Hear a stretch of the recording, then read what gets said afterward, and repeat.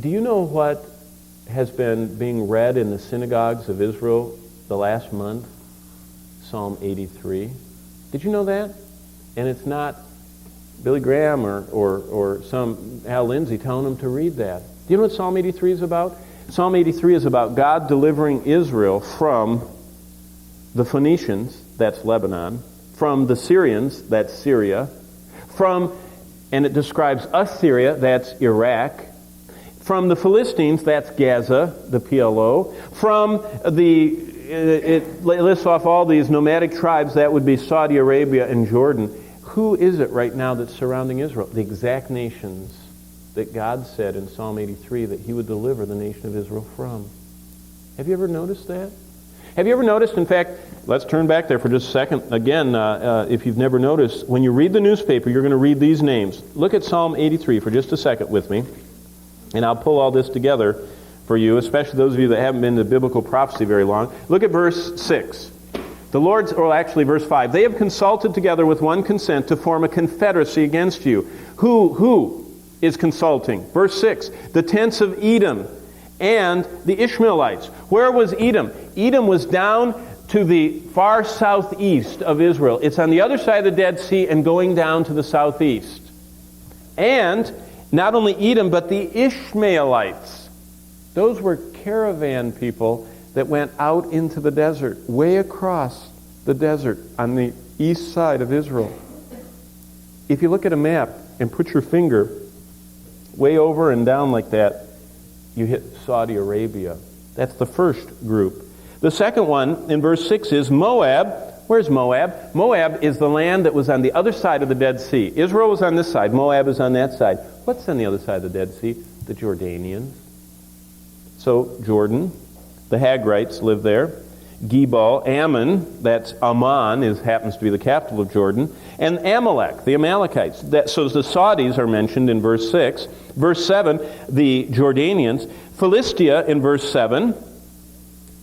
Philistia, Gaza, Gath, Ashkelon, Ashdod. What is that? That's where the biggest problem in Israel is right now. That's the PLO. That's the most densely populated strip on earth. It's 300 square miles with 2 million people. That's incredible.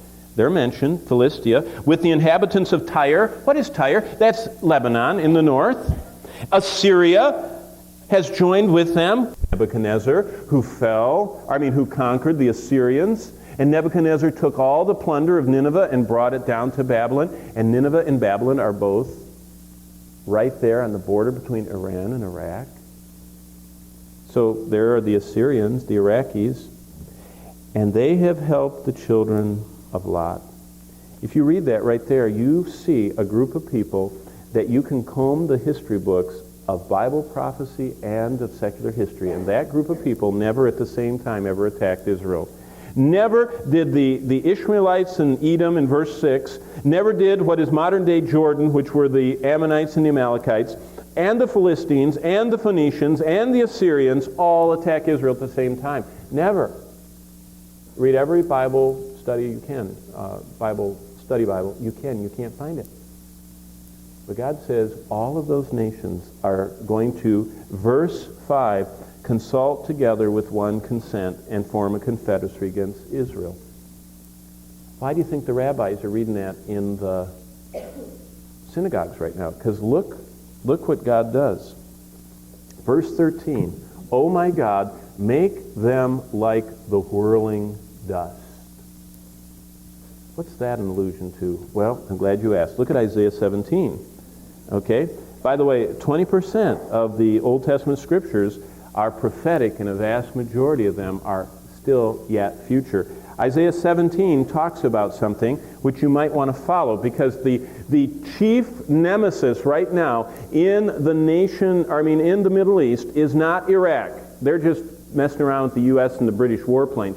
The chief antagonist right now against Israel happens to be the one that borders them on the north, and that's called Syria.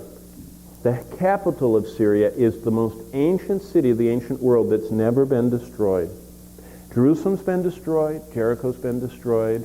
Babylon's been destroyed. You know what I mean? All those cities. But Damascus has never been destroyed. It was so important because it's a little oasis out in the middle of the desert that no one destroyed it. They just always kept it because all the caravans had to stop there, water the camels, and gas them up and drive on. So you never got rid of that only gas station out there in the middle of the desert. So Damascus, according to even the secular people, has been continuously inhabited for about 7,000 years. Now look what it says in Isaiah 17.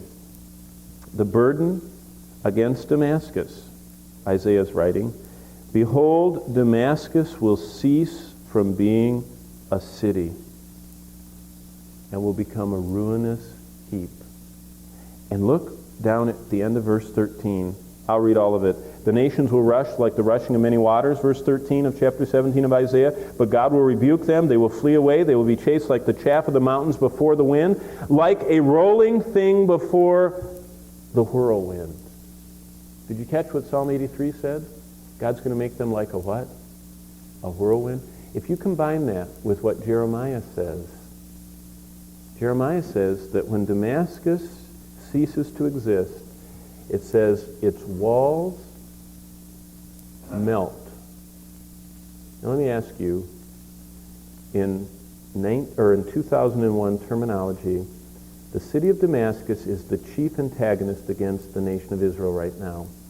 The city of Damascus has just purchased long-range missiles that will carry chemical as well as possibly nuclear warheads.